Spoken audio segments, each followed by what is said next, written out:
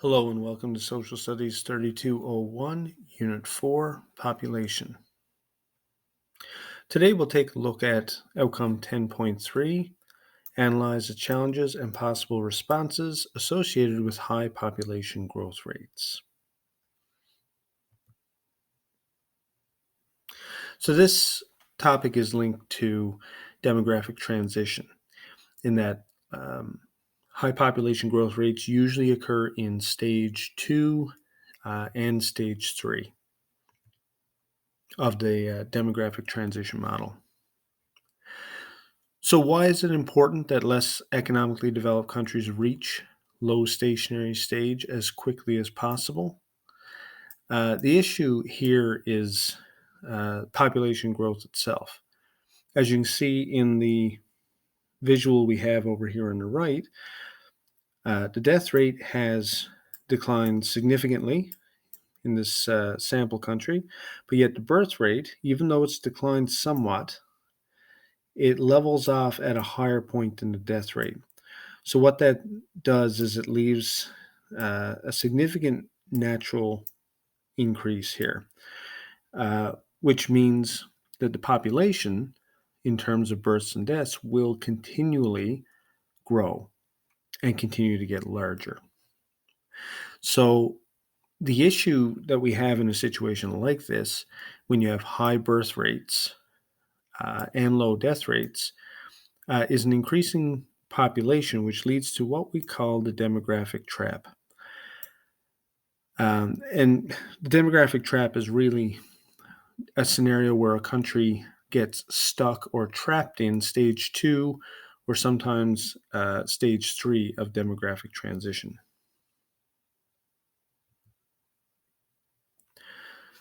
So, trapped in stage 2, usually we're talking about countries here that are LEDCs and were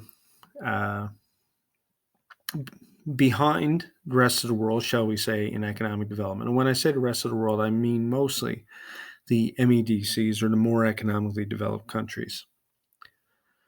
Since the 1970s, many of these LEDCs were in a situation where they seemed like they would experience some significant economic growth due to production, outsourcing even of manufacturing jobs from the MEDCs to LEDCs, and increase trade relationships. These things led people to believe that these less economically developed countries would experience a period of economic growth. The reality is that after the 1970s, that growth did not continue the same way as anticipated. Some countries benefited more than others, and over time, economic policies would not freeze out, but it would limit the potential growth of LEDCs over MEDCs. So the economic growth did not occur as anticipated. Okay, and we know already that in these LEDCs, population increases were already being seen. And if economic growth continued, it wouldn't have been such a big issue, because the economic growth would mean that there would be a significant number of jobs, available resources, and wealth to support the growing population. But with a lack of economic growth, now those things become a problem. High birth rates and low death rates result in explosive population growth. So we see this in particular at the end of stage 2, and partway even through the beginning of stage 3 of demographic transition. So these things combined lead us to a situation where we get a downward spiral of standard of living. Standard of living is just another term for quality of life, which we've used throughout the course so far. So in this situation, these LEDCs are not able to reach the low stationary stage, or stage 4. of demographic transition where you would have a low birth rate and a low death rate, which more or less keeps the population stable. So these countries have an issue reaching that point. Um, the increase in population leads to a growing strain on food supply. That's going to be probably the first thing that will draw major attention. If you have a large number of people added to your population over a number of years, obviously those people are going to need food. Um, so, can that country produce enough food for its population? That's a major question that comes up. And in some cases, they cannot, um, which will lead to other problems like malnutrition, chronic hunger, starvation, and so on, depending on how serious the issue is. We also get a growing strain on the service industry. And in particular, we can use the examples of healthcare and education. If you have a growing population, obviously there's going to be a greater need for medical care. You have a higher number of people in the population who may have illnesses of various sorts or conditions that require medical attention. Also, with a growing population, education becomes um, a major expense for government, shall we say, as you get more and more young people added to the population. They will eventually attend school, and therefore an education system will feel the strain of more spending to meet those needs. So together, these conditions will lead us to what we generally call overpopulation, which is a fairly well-known term. Basically, it means that there's more people than what the earth can support. But in this case, if we're looking at a country that's um, experiencing a demographic trap, we're referring to um, the demands of a growing population in that country exceeding the country's ability um, or carrying capacity. And therefore, uh, there may be a lack of resources, whether it's physical, natural resources, um, economic resources, social resources, and so on to meet the needs of those people.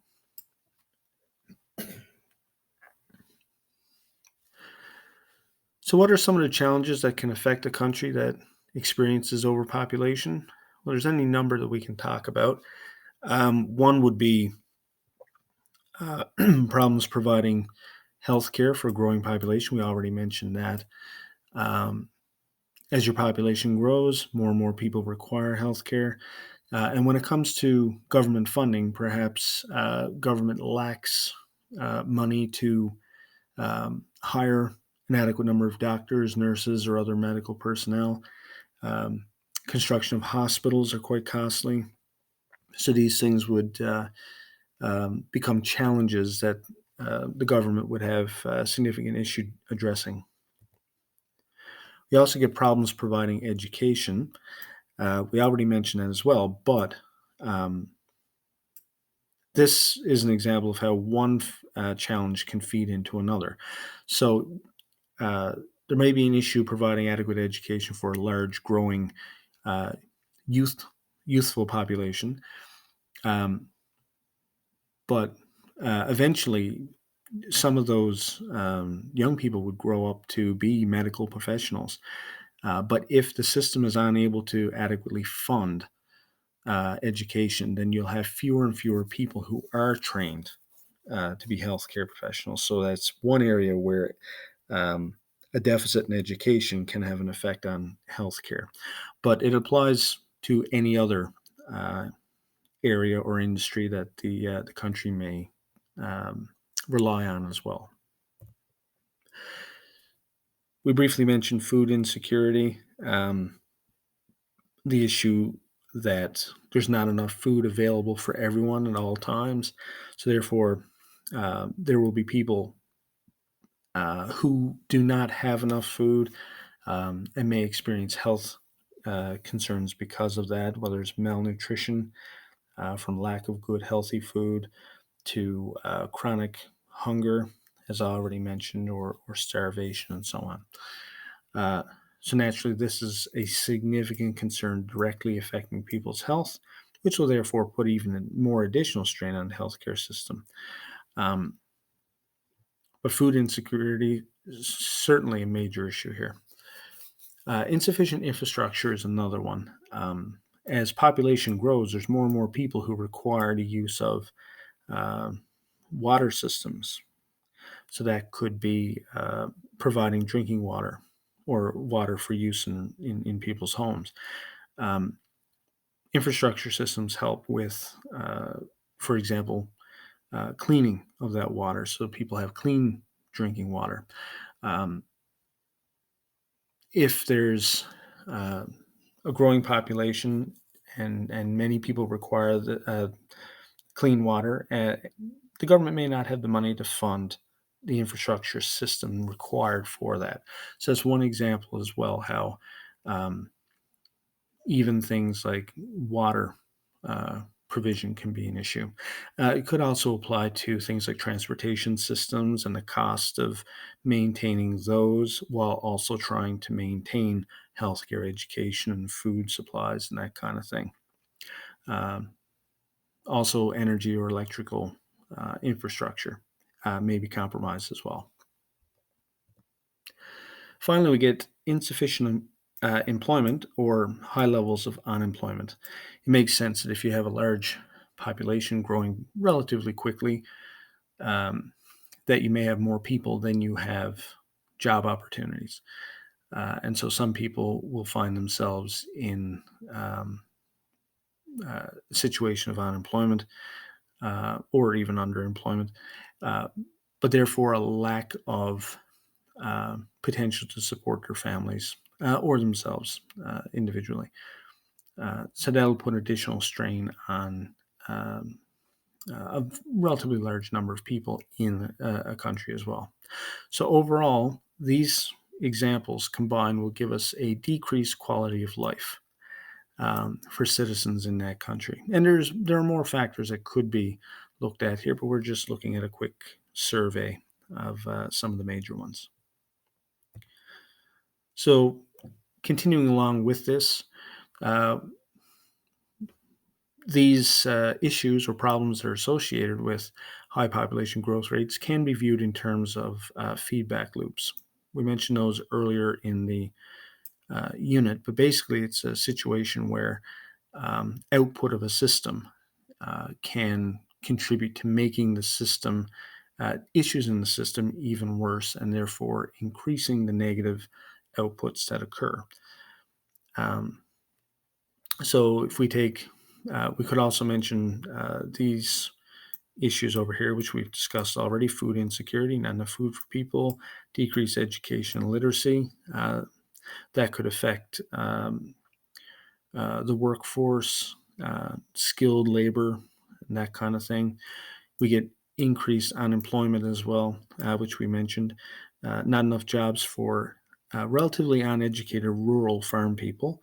Um, but also, we get situations where growing cities may not have enough people with specific skills for the urban technological economy. Um, so that would be more computerized, digital, um, perhaps skills in those areas. So these become problems that, like anything else, can feed back on the system and make it worse. So let's say, for example, we start with an increasing population over here. Um, that will, quite simply, if we look at the example from number one here, food insecurity, um, this will lead to a need to supply more food for people because the population is growing. So the question is, can that country actually provide enough food for all these new people being added to the population over a course of decades? Um, Sometimes, yes, the country can, other times it can't. Um, so the need, as we already discussed with demographic transition in the early stages, particularly stage 1 and 2, um, we note that the dominant economic activity in these stages would be agricultural based or agrarian lifestyles. So that generally comes along with large populations or large families in these regions in order to support the agricultural economy. Um, a family might have 6 or 7 kids to help out with farm work.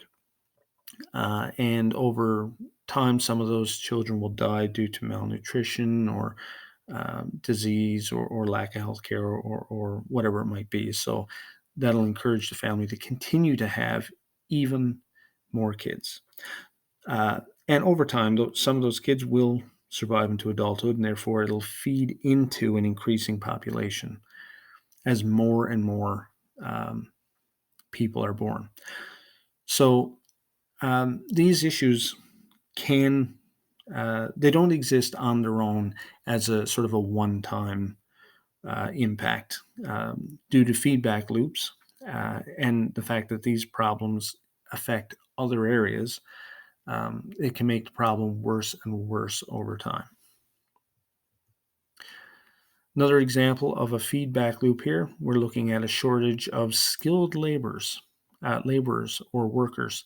And in particular, here we're going to look at the example of the software industry. So, for example, let's say we start here at this point with a shortage of skilled workers. So, the issue might be that we have a large, poorly educated population in this sample country. So already the country probably has difficulty providing adequate education for a growing number of youth due to population growth here. Remember, the birth rates stay high, so therefore you will have a large young population. The country will see a demand for skilled workers as population goes up. There will be services that need to be provided, goods that need to be produced, and so on to meet the needs of the population. Skilled workers needed for software industry and other advanced segments of the economy. So this is narrowing the example here to the software industry and technological areas, shall we say.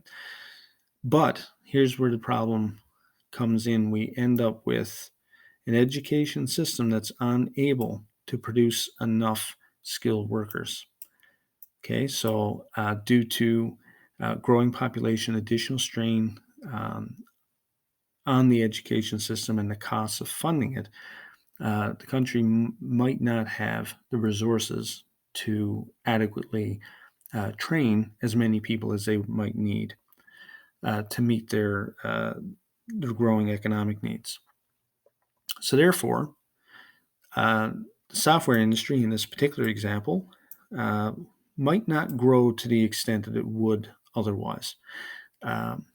Fewer skilled workers are now available, so therefore maybe they can't meet their needs. Maybe some of these software companies might have to downsize, lay off workers. Some might close out altogether due to lack of profitability and so on. So the growth of the industry overall is negatively impacted. So therefore, if you look at it from a national perspective, economic growth is less than it could be in this one example. And you can think about this happening in a number of industries, not just the software industry, all at the same time.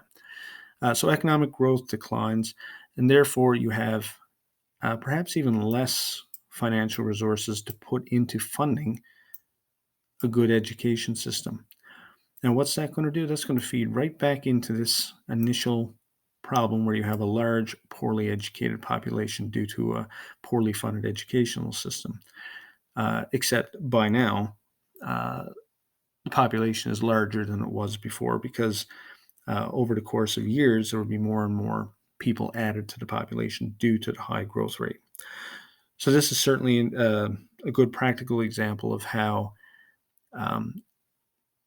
population issues, especially in a stage 2 or early stage 3 country, can feedback on themselves or exaggerate or amplify the negative consequences.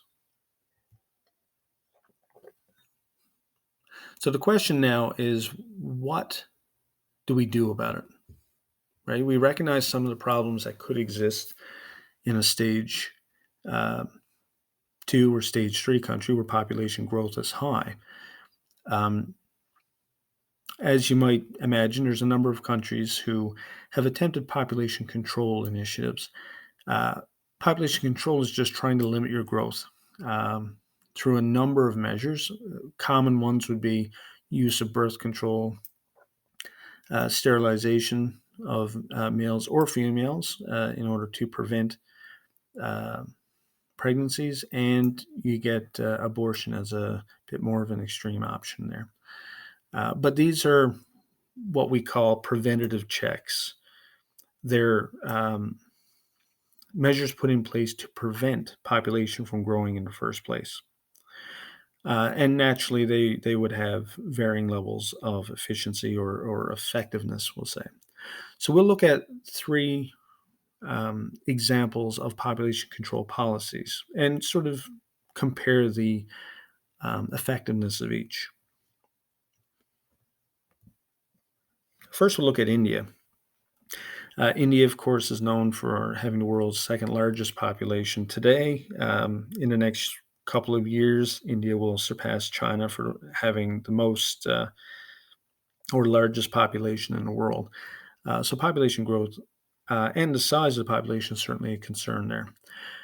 Over a number of years, a number of decades, going back to the 60s and 70s, India had attempted to control its population. These ideas of demographic traps, um, population growth, and the strain it puts on economies is not new. And so India knew that it had to do something about its population. So, in terms of the types of things that India did, and these, you got to remember, these uh, 6 points really occur over the course of a number of years and decades. Clinics encouraging family planning are important. That would be the idea that people can think about and plan the number of children they want to have to fit their lifestyle. In some cases, people might decide, well, maybe we only want 1 or 2 kids. Other people might say, no, well, it's traditional and normal for families to have 5, 6, 7 kids. My own parents may have had 6 kids, so therefore it might be more reasonable for me to have 6 kids as well, because it's what I'm used to and it's tradition. Plus, it's the way it's always been done. So clinics might encourage people to start planning for smaller families. Now, whether the effectiveness of that is um, the issue as well. It may or may not work depending on the situation. India focused on targets or goals for achieving population control. And in particular, they focused on making contraception or birth control available and distributing it to the population, but also for vasectomies, um, sterilization essentially for men, to reduce the number of kids they would likely have. Um, and the targets would be, as we said, goals in these two areas that India would want to meet. In order to achieve those goals, men were often paid to have vasectomies. So that might make them a bit more appealing. The issue that they had, however, is that many of the men who availed of this and who volunteered for vasectomies were already older. They already had quite a number of children. Um, and so the process was really kind of ineffective at that point. The idea of paying people, giving a financial incentive for this, in and of itself doesn't sound like a really bad idea. I mean, the population was largely poor by relative standards globally. So providing financial help might uh, actually encourage people to have vasectomies. And as I said, it did, but the issue was that it was the wrong demographic. Uh, Ideally, they would have wanted younger men who had not yet had families uh, to have vasectomies. Men were forced to have vasectomies at another point, so it was voluntary at first, and it was financial incentive to encourage people to do it. But eventually, they started forcing men to have vasectomies in order to reduce population growth. They made family planning compulsory or required. Um, and in addition to that, they were part of that process was restricting family size to 3 children. Um, the issue with that is well, there's a couple of issues. There's human rights issues in terms of forcing people to be sterilized, which a lot of people would later resent. But there's also the idea of dictating to people how many children they can have. It's seen as being a natural human right to have have families. So by restricting that, there's obviously human rights concerns.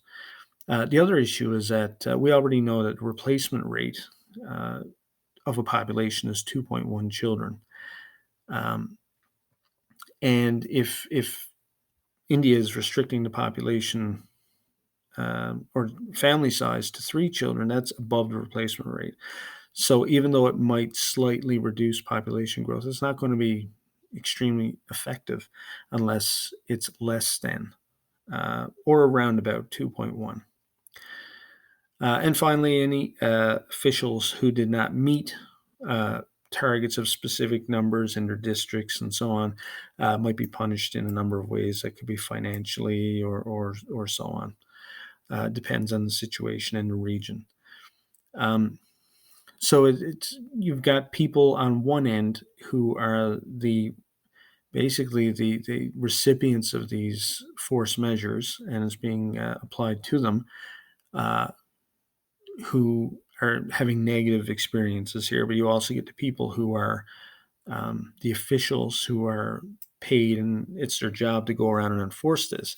They could be punished as well for not meeting um, certain goals, which then might call into question the practices and the behind the scenes um, things that may or may not occur in order to meet certain targets.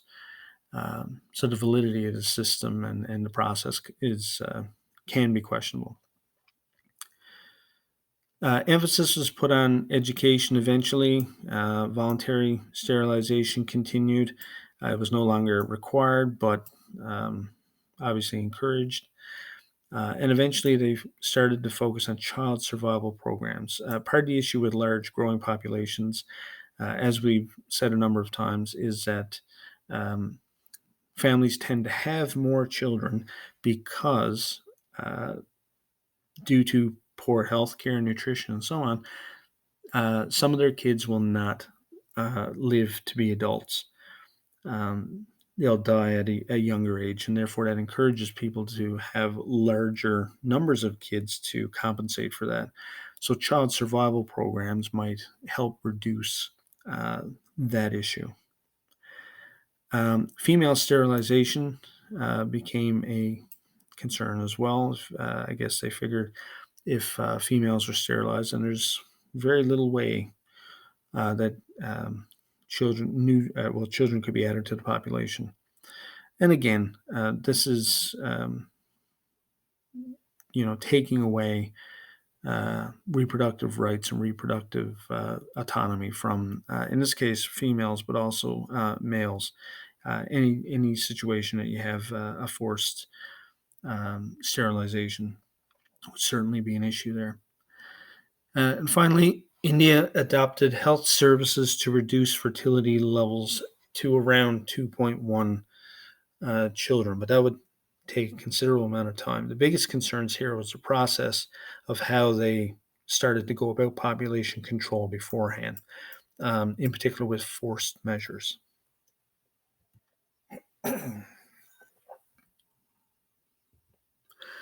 So overall, India's approach was only moderately successful. And if we look at the graph of India's population growth here since around about 1950, we can see that, yes, death rates have declined, right?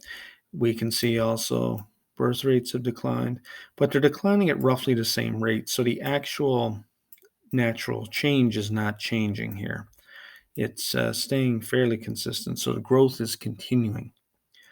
And so, in that sense, that graph alone shows that there's a lack of effectiveness.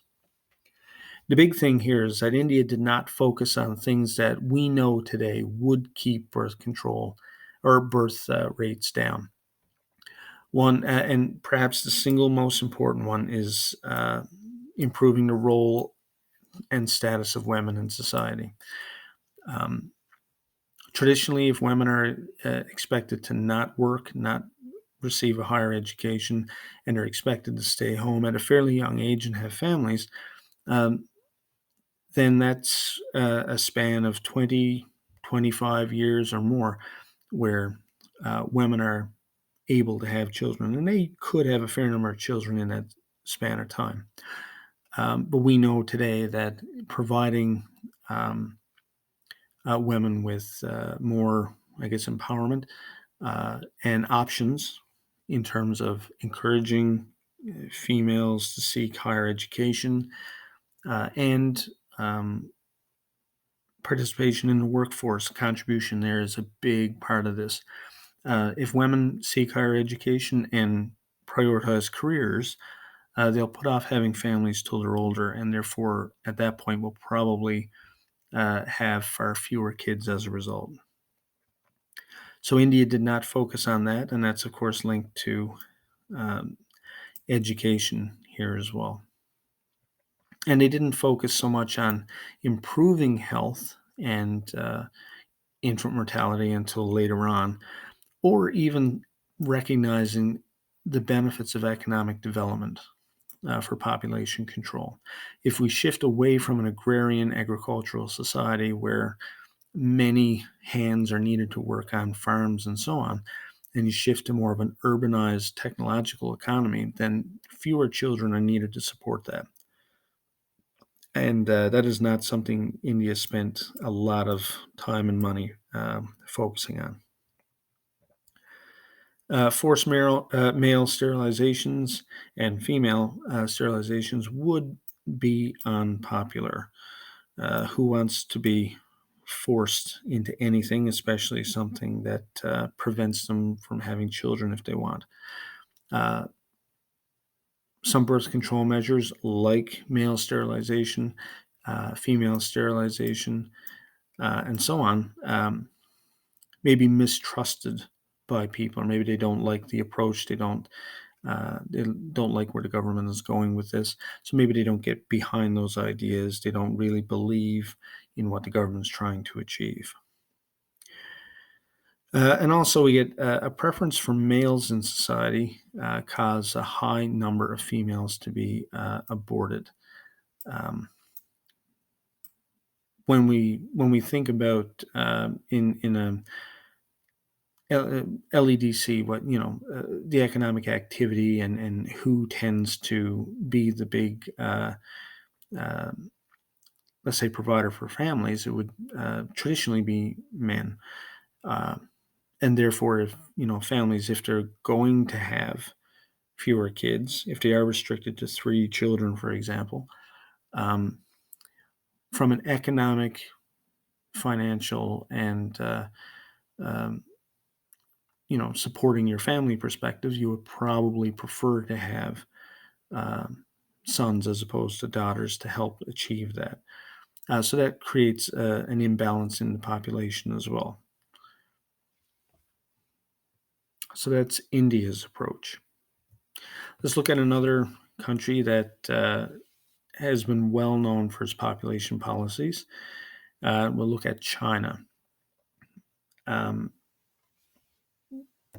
the big thing that China focused on is what we today refer to as a one-child policy. And that's the idea that each couple or each family can only have one child. And so naturally that will result in a decline in the population if that actually occurs.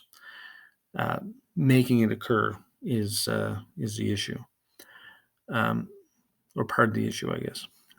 People should marry later to reduce childbearing years. So just as if you educated, provided empowerment and career opportunities for women, and they delay having families, they will have later. They will have fewer years within which to have children. Um, Marrying later in China was seen as achieving a similar goal. Instead of young women marrying and having families at in their late teens, early 20s, um, they should delay until they're maybe in their late 20s or into their 30s. All pregnancies should be approved by the Women's Work Unit. And this is a major issue too. This is your employer, perhaps, or even a union, but in particular, we're thinking employer, um, approving whether an employee can have children or not. That's a bit of power that you wouldn't probably want to give to someone else. Again, this is reproductive freedom we're talking about. And these policies, population control policies we're talking about, seriously affect reproductive freedom of, in some cases, men, but in particular here in this example, we're certainly talking about women.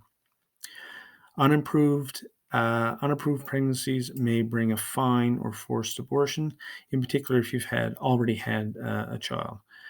To discourage people from having more than one, heavy fines might be used. Um, Abortion might be forced if there's yet another pregnancy after the fact. Female sterilization, sometimes required after a second child. So that's another extreme measure to prevent someone from having more kids. Couples, on the other hand, may be rewarded for following the policy. So maintaining only one child, or even less, I suppose. Maybe there's financial incentive. Maybe there's other benefits or opportunities that those families can take advantage of that others can't. Programs to improve women's education, healthcare, and jobs are encouraged, still to a lesser degree perhaps than the forceful measures already mentioned above. And sex-selective abortion is not allowed. That doesn't mean that it necessarily doesn't happen. If you happen to know that you're having a daughter, but yet for economic purposes, perhaps, or even traditional cultural reasons, maybe a male offspring is preferred. It maybe it still happens to some degree. Well, if we look at the effectiveness of China's approach as opposed to India's, we can see here that the death rate fairly stable for a number of decades. Okay, the birth rate is where we see the big change here. Since 1960, or just after 1960, where the birth rate was at its peak, we see a fairly sudden decline here. Then kind of a fluctuation and another gradual decline into the 2000s. So these policies in China were to some extent successful.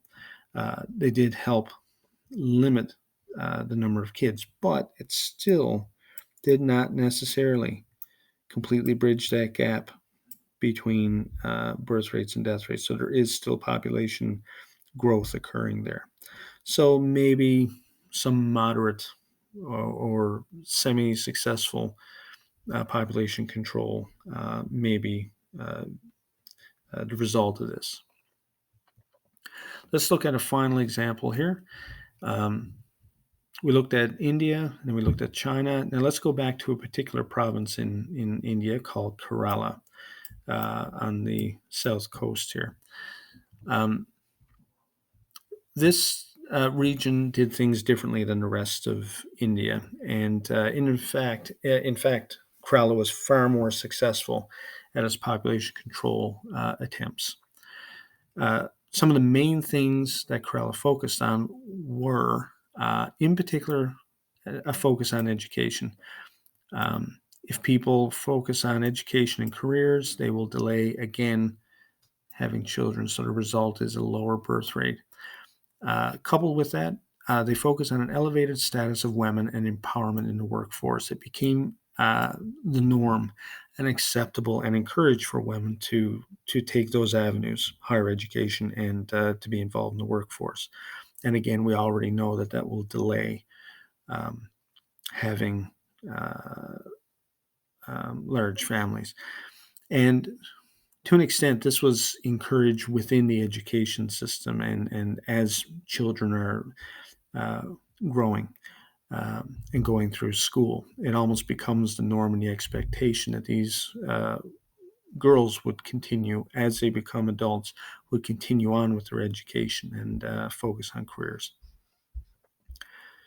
We get improved healthcare, extra funding on healthcare, whether it's employment of doctors, training of medical personnel, better medical technology and practices, and so on. Those things can result in a lower infant mortality rate. And we already noted that high infant mortality encourages populations to have more kids to compensate for the ones that will not reach adulthood. But by improving healthcare, infant mortality goes down, and therefore the need for more kids goes down as well. In addition to that, we get a wider access to birth control to help reduce birth rates as well. Land reform is another point here. Land reform is linked more with the economic side, how land is used, and how people profit from their land use. So better ownership practices of land encouraged people to be efficient self-owners of land. So to therefore make the land they do have more productive. Maybe they can produce more, profit more because of that, and therefore have a better financial background and not require those large families in order to support agriculture. Progressive government policies led to the above points. So the government, rather than forcing people to sterilize and restrict the number of kids and so on, the government spent its money and its efforts and its time into putting policies in place that would encourage these above points. Okay, so instead of saying, women, you're not allowed to have kids until you're older, the government put conditions in place and encouraged women to the point where they would actually make that choice themselves due to opportunities in education and careers. So it's not that they had to be forced to do it. They naturally made those choices because the conditions were right within the country to do so. And the government made it easier through policies, spending, and focus on healthcare, education, and so on.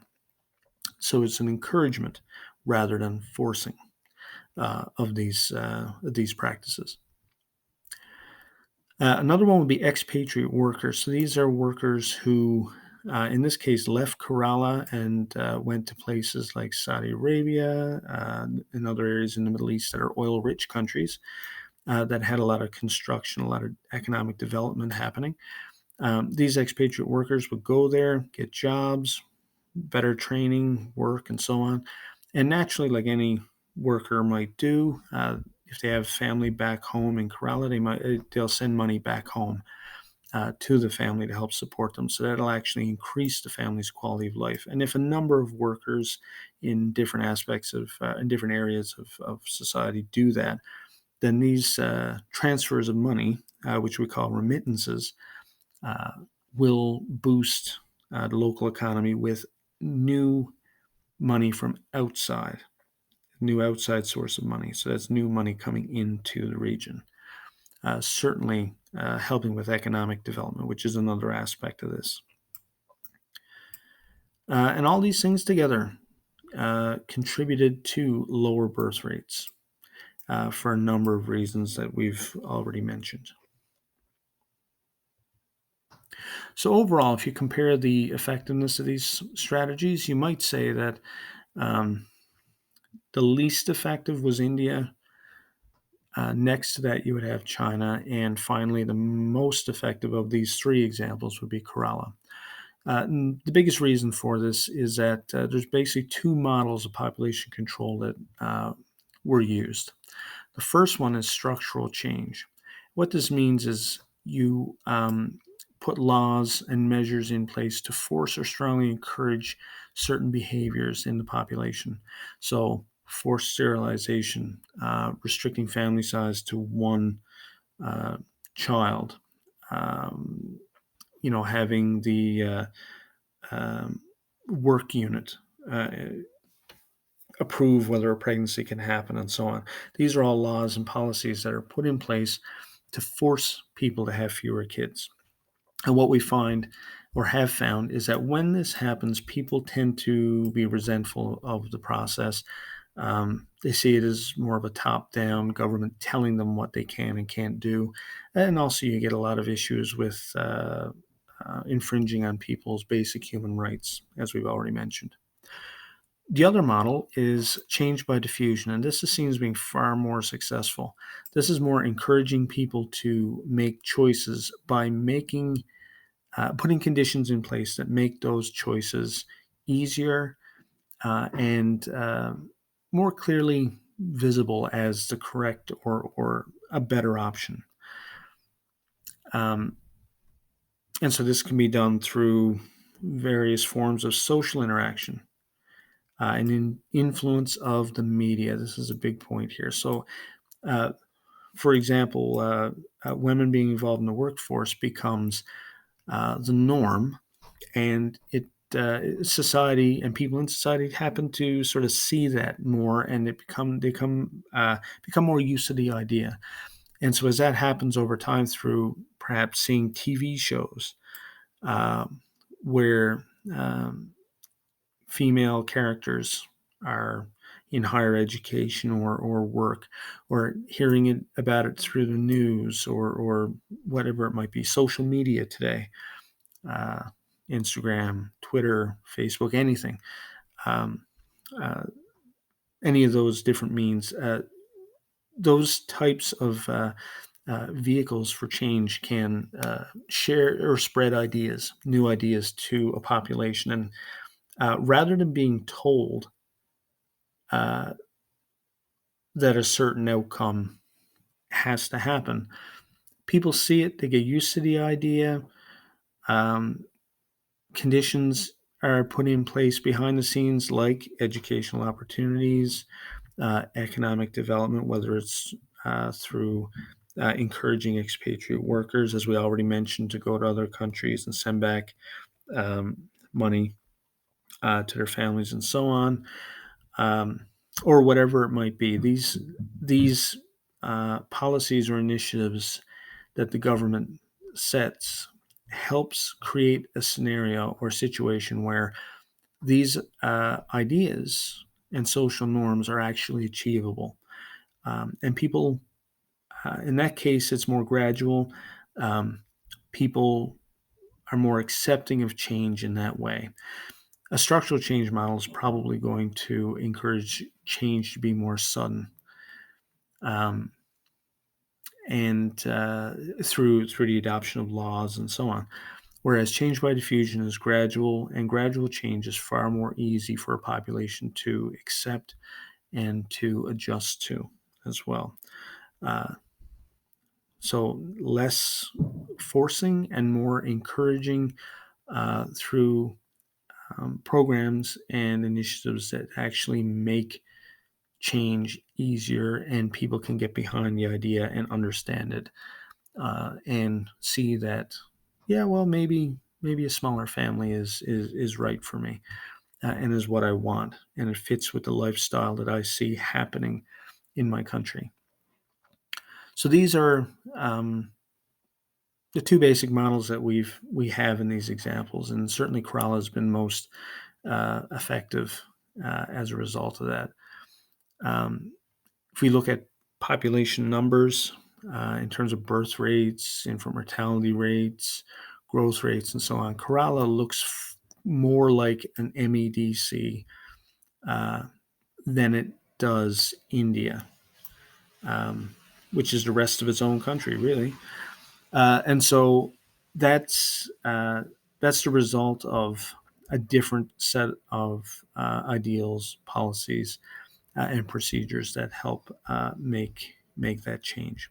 So these are population control strategies, and in particular, population control, of course, dealing with reducing the risks of overpopulation uh, in a country.